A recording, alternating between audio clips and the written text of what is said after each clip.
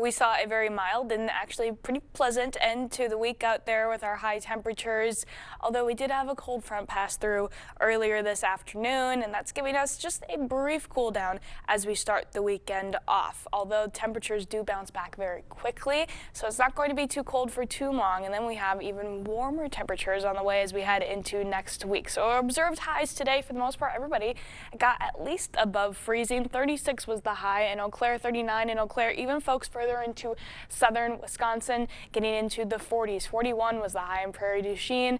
Folks further to the north, a little bit cooler because we got that supply of cold air just a couple hours earlier compared to everyone else, and we'll definitely feel that as we wake up in the morning. Once that cold air really settles in, it's going to push, for the most part, our low temperatures into the single digits, especially for areas along I-90 and northward. 6 degrees for our low in La Crosse, 0 in Eau Claire. Folks further north of I-94 can expect to dip briefly into the negatives because we'll have mostly clear skies overnight.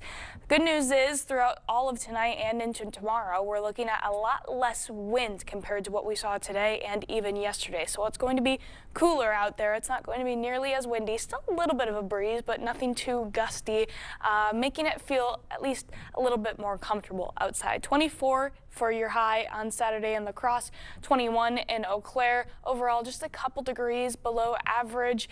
Otherwise, pretty seasonable for this time of year. Just might feel a little cool after the nice end to the week that we had. So this cold air is coming out of Canada. The good news is it's really missing us far to the east. It could be a lot worse. The northeastern portion of the country really getting that plunge of cold air, going to get quite chilly to start the weekend off for folks far out into New England. Otherwise, back here at home, it's just grazing most of western Wisconsin. Still going to be a little bit cool as we saw, but it moves out pretty quickly. Already shoves back to the east, and then that mild air can return, especially as we go into the start of the week. Monday and Tuesday looking very nice. We'll see a little bit of wavering between the temperatures as we go throughout the middle and end of the week, then getting a tad bit more supply of somewhat cooler air, but overall nothing too cold in the future. Apart from Saturday, where we're slightly below average, we already rebound back to near average temperatures. Average highs now this time of year are in the upper 20s, so seeing highs in the 30s means we're going to be above average for quite some time. Monday and Tuesday, then, those are the warmest days,